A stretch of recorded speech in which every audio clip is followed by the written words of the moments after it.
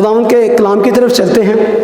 आज देखेंगे अमाल की किताब उसका 4था बाब।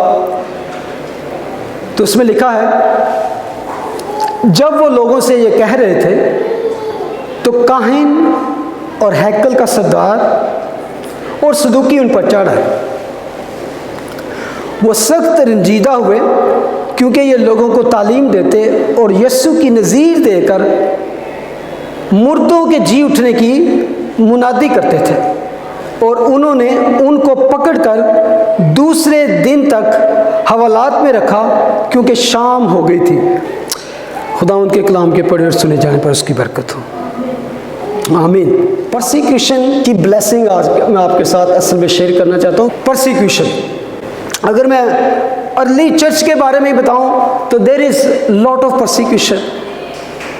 पहले 300 ईयर्स में, पहली 3 सेंचुरी जो हैं वो क्रिश्चियंस के खून से लथपथ है। कहते हैं कि शहीदों का खून जो है वो चर्च फाउंडेशन है। बेशुमार परसिक्यूशन।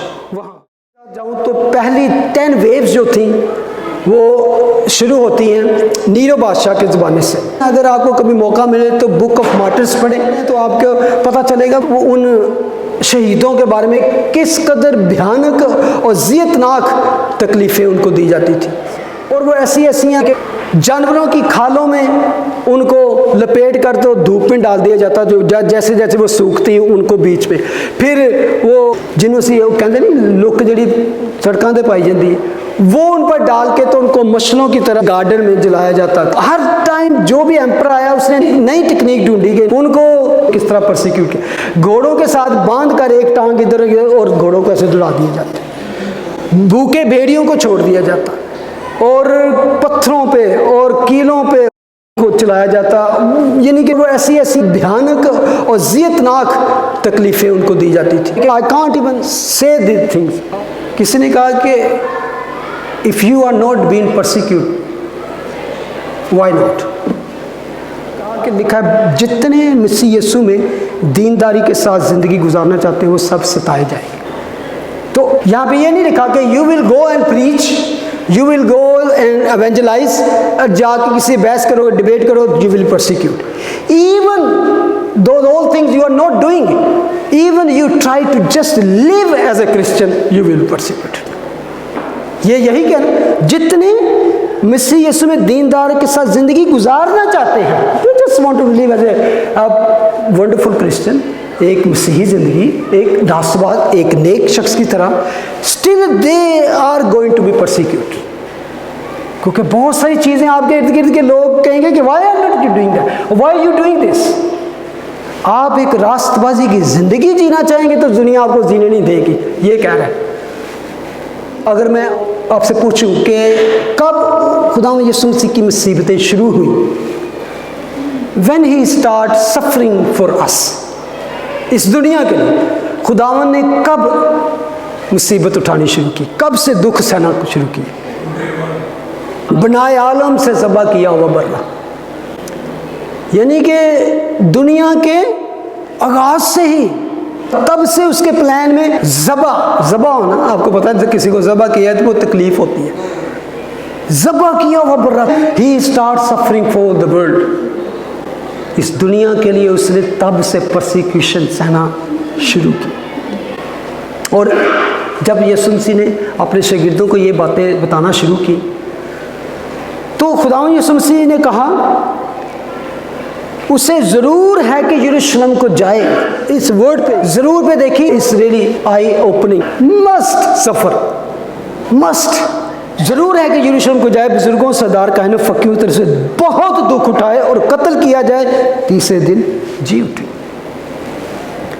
इस पर पतरस उसको लग जाकर बुलामत करने लगा, क्या खुदावंद खुदा ना करे कि ये तुझ पर।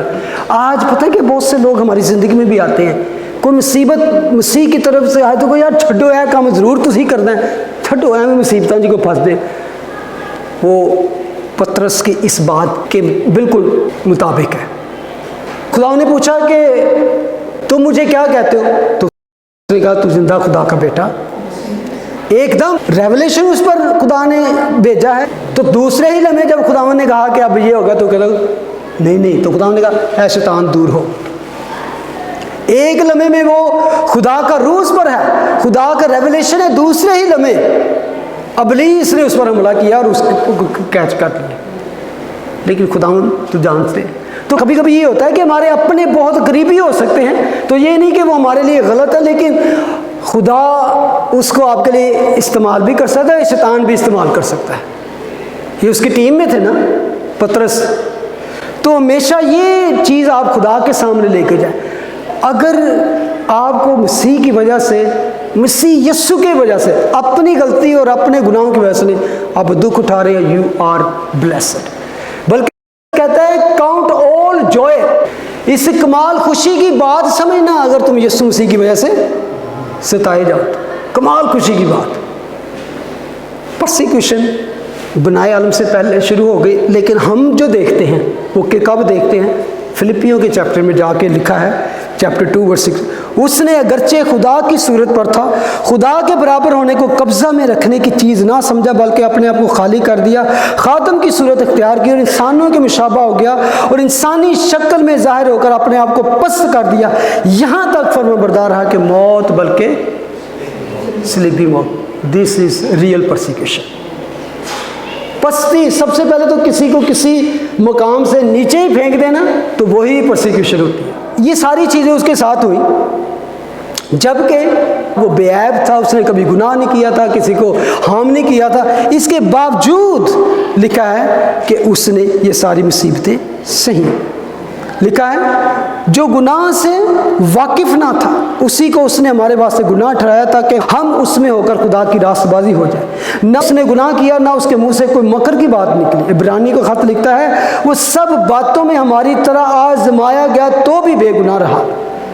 यशायाह लिखता है तो भी उसने हमारी मुशक्कतें उठा ली, हमारे गमों को बर्दाश्त किया, वो हमारी खताओं के सबब से घायल किया गया, वो हमारी बदकिरदारी के बायस कुचला गया, हमारी ही सलामती के लिए उस पर सियासत हुई।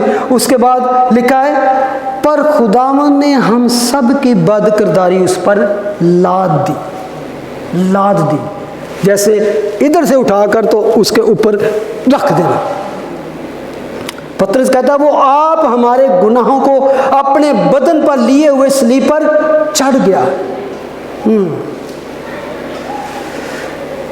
अगर मैं आज आपसे कहूं कि मसीह की खातर, ये याद रखें, दुनिया की दुनियावी वजह से नहीं, यीशु की खातर, बिकॉज ऑफ जीसस क्राइस्ट, आप किसी जगह परसिक्यूशन उठा रहे हो, आप तंगी में जा रहे हैं, तकलीफ में जा रहे हैं, मुश्किल में हैं, दुख में हैं, तो आप दुख उठा रहे हैं, तो क्या समझते हैं कि खुदाबंद खुश होगा या दुखी होगा? क्या ख्याल? लिखा जब लोग तुम तो हाँ, नहीं, ये तो आपकी बात है ना, आप परसिक्यूशन में हैं, आप दुख उठा रहे हैं, आप मुसीबतें। तो अगर मैं कहूँ आप दुख में हैं उसके लिए, तो ही इज़ हैप्पी, वो खुश है। तो फिर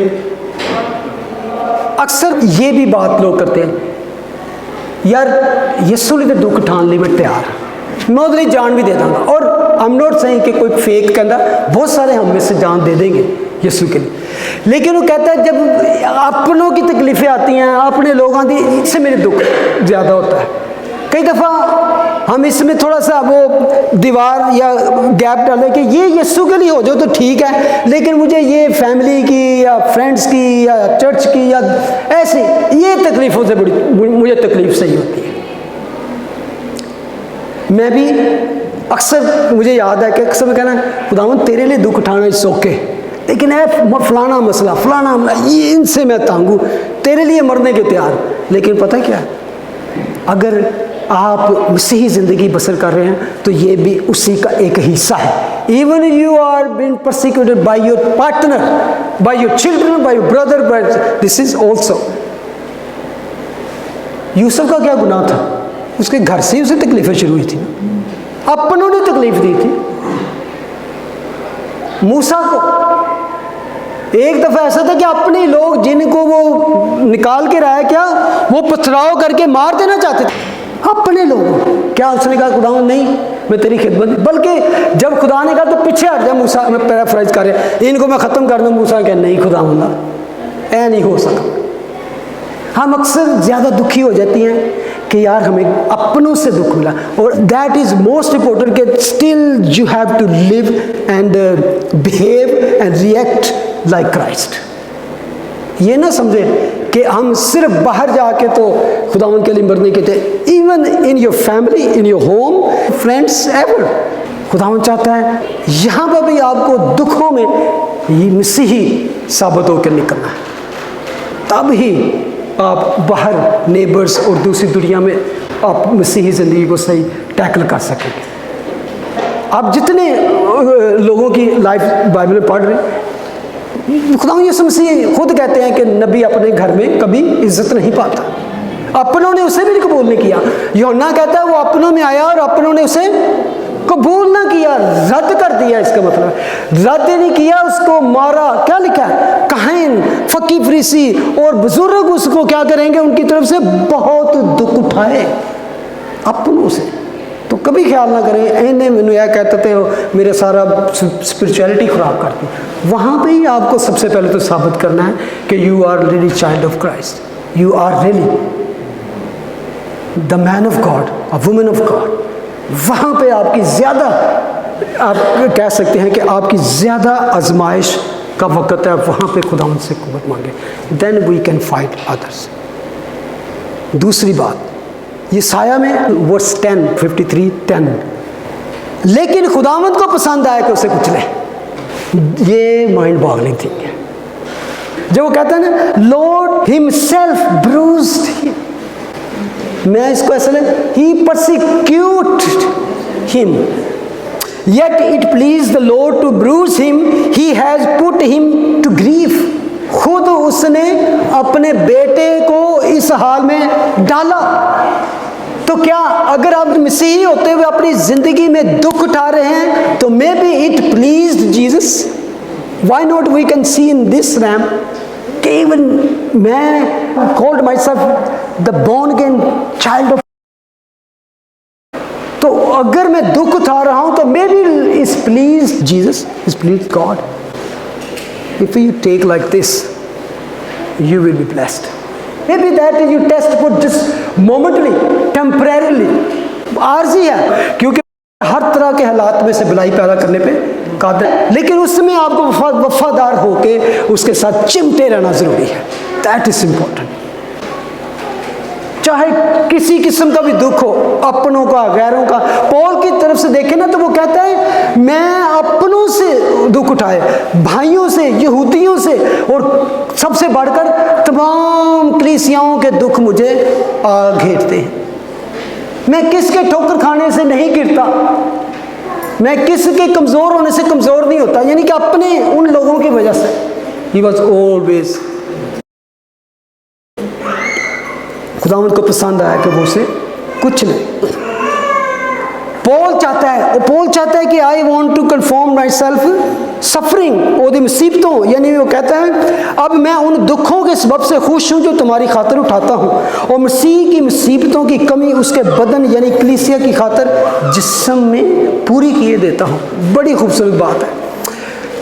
वो कहता है कि यीशु से नफरत करती दुनिया, तो जो नफरत करती है उसको सताना चाहती है, परसिक्यूट करना चाहती है, लेकिन जीसस हैज गॉन टू क्या, हेवन। अब यीशु से जो नफरत करते हैं, यीशु को नहीं पकड़ सकते, उनको मिलता नहीं, तो वो क्या करेंगे, परसिक्यूट करना है। They find Paul, they found his disciple, तो उसको भी परसिक्यूट करते हैं। तो वो कहते हैं कि आगे को मुझे कोई तकलीफ ना दे, क्योंकि मैं अपने जिस्म पर यीशु के दाग लिए फिरता हूँ। वो क्या है, जो ब्लो उसको पढ़ना था वो मुझे मार रहे हैं, क्योंकि they can't find Jesus and I claimed I love Jesus. Jesus मुझ में है, कहते इधर आ फिरते पूछ रहे हैं तो जीसस। अब पॉल जा चुका है, दे स्टिल हेट जीसस, तो फिर क्या करें, they will persecute you, they will persecute me, they will persecute you. तो यीशु, और दूसरा वो कहता है कि खुदावंद ने खुद कहा कि अगर दुनिया तुमसे अदावत रखती तो तुम जानते हो उसने तुमसे पहले मुझसे अदावत रखी। और एक लास्ट बात यह है खुदा का कलाम कहता है कि तुम बुलाए भी इसलिए गए हो। You have been called to suffer for Christ. ये नहीं कि बस आओ वही प्रॉस्पेरिटी और हीलिंग और सब कुछ ठीक हो जाएगा। लोग कहते हैं 1 पीटर 2:19 और 20, अगर कोई खुदा के ख्याल से बेइंसाफी के बाद दुख उठाकर तकलीफ़ों की बर्दाश्त करे तो ये पसंदीदा है, इसलिए कि अगर तुमने गुनाह का खा के मुक्के खाए और सब्र किया तो कौन सा फ़ख्र है। हाँ, अगर नेकी करके दुख पाते और सब्र करते तो ये खुदा के नज़दीक पसंदीदा है। वर्स 21, और तुम इसीलिए इसके लिए बुलाए गए हो, for this you have been called, क्योंकि मसीह भी तुम्हारे वास्ते दुख उठाकर तुम्हें एक नमूना दे गया ताकि उसके नक्शे कदम पर चलो। तुम बुलाए गए हो, तुम सताए जाने के लिए बुलाए गए हो। वो फिर वही दीनदारी के लिए ज़िंदगी गुजारोगे तो तुम सताए जाओगे। अगर नहीं सताए गए तो क्यों नहीं सताए जा रहे? तुम मसीह के लिए दीनदारी की ज़िंदगी रह ही नहीं रही। ये है उसका अर्थ। अब आखिरी बात यह है, खुदावंद यीशु मसीह की परसिक्यूशन अभी ख़त्म नहीं हुई। इवन तो हम समझते हैं कि वो बाप के दाहिने हाथ बैठा है, वहाँ शिफायत करता है, हम ये कह सकते हैं कि खुदावंद यीशु मसीह ने अपना काम तमाम कर दिया, कामल किया, अब वो बाप के दाहिने हाथ बैठा है, मौजा कर रहे हैं। नहीं, he is still suffering, he is still under extreme suffering. वो किस तरह? आपको याद होगा, पौल जब दमिश्क में जा रहा था तो आवाज़ क्या आई जब वो नीचे गिरा? ए साउल तू मुझे क्यों सताता? तू तो उत्ते बैठा, तेनू कितने सता रहे हैं? कहते तू मुझे सताता है। वो कहता तू कौन है? कहता यीशु मसीह जिसे तू सताता है। अगर आप उसके नाम से दुख उठा रहे, आपको कुछ सता रहा है तो वो यीशु को सता रहा है। बहुत से मसीही हैं दुनिया में जो यीशु के नाम से दुख उठा रहे हैं, तो इसका क्या मतलब है? यीशु फील कर रहा है। खुदा के कलाम में लिखा है कि तुम मेरी आँख की पुतली हो, जो तुमको छूता है वो मेरी आँख की पुतली को छूता है। अब आखिरी बात यह है, खुदावंद ने कहा हमारी बदकिरदारी, हमारी गुनाह, सारा कुछ हमसे उठाकर उस पर लाद दिया गया।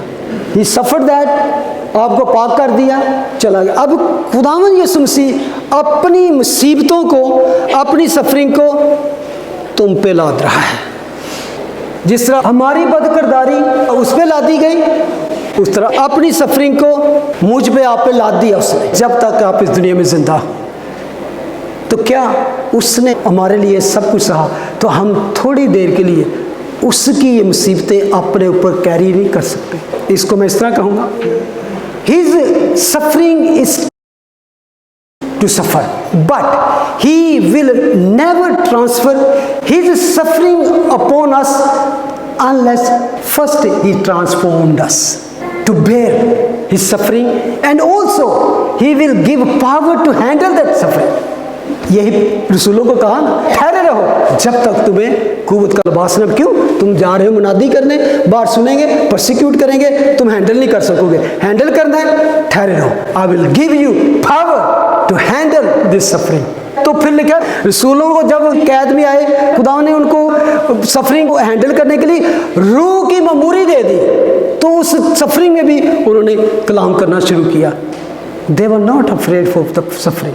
तो खुदावंद ने आपको चुना है, आपको ट्रांसफॉर्म्ड कर दिया ऑलरेडी, तो आपको वो सफरिंग सहनी पड़ेगी। तो उसके लिए वो पहले से आपको उसने कहा ठहरे रहो, I will give you power to handle this suffering. खुदावंद जल्द आने वाला है और that suffering is going to end very soon. फिर वो क्या है? वो तुम्हारी आंखों के सब आंसू पूछ देगा। खड़े हो जाए, हम दुआ करेंगे। हमें इस छोटे से पीरियड में रास्तबाजी की ज़िंदगी बसर करने का फजल अता कर। हमें सफरिंग भी तेरी खातिर उठाने का फजल अता कर। अगर हम किसी ऐसी मुसीबत से, ऐसी से गुजर रहे हैं, तो वी नीड योर पावर। हमें तेरी कुव्वत चाहिए ताकि हम उससे खुशसलूबी के साथ, दिलेरी के साथ गुजर सकें, बल्कि ओवरकम आ सके, ठहर सके और कायम रह सके। और जिनके पास ये कुव्वत है, मैं समझता हूँ उन पर जो ब्लो होता है, जो उनको पड़ता है, they don't even feel that, क्योंकि वो उसको तंग करते हैं। तो he knows how to handle this. खुदा बाप तेरे बेटे यीशु के नाम में हम तेरा शुक्र करते हैं तेरी उन सफरिंग के लिए खुदा। अगर तू वो सफरिंग और परसिक्यूशन ना सहता तो आज हम उसी दलदल में पड़े होते, आज भी हम उसी गुनाह की दलदल में पड़े होते, हमारे पास कोई उम्मीद ना होती, कोई हमारे पास सामने कोई रास्ता ना होता खुदा। लेकिन तूने मरकर वो अजियतनाक मौत सहकर खुदावन, वो लानती मौत सहकर खुदावन मेरे लिए वो दरवाज़ा खोल दिया खुदावन। हाँ खुदावन, मेरे लिए, इन लोगों के लिए वो रास्ता खोल दिया खुदा। अब मेरा वक्त है खुदावन कि तेरी उस सफरिंग को ब्लेसिंग समझूं खुदावन, उस ब्लेसिंग को, क्योंकि तूने कहा जो मेरे पीछे आना चाहता है वो अपनी खुदी का इनकार करे और मेरी सलीब उठाए और मेरे पीछे हो।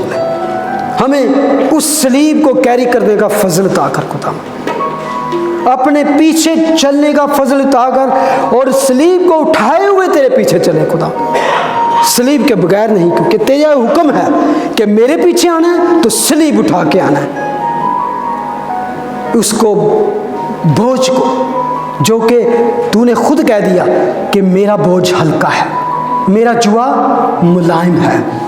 हाँ खुदावन, सलीब असल तो तूने उठाया रखी, तूने उठाई खुदावन, हमें तो सिर्फ खुदावन तेरे साथ साथ चलना है खुदावन। फजल दे कि इन थोड़े से दिनों में, क्योंकि तू जल्द वापस आने, हम डगमगाएं नहीं खुदावन, हम तेरे साथ दिली इरादा के साथ लिपटे रहें और खुदावन इस दुनिया की सफरिंग, इस दुनिया की मुसीबतें, इस दुनिया के दुख हमें तुझसे जुदा ना करने पाए। Thank you Jesus, thank you. Bless you people. Bless this church. In Jesus' name we pray. Amen. God bless you.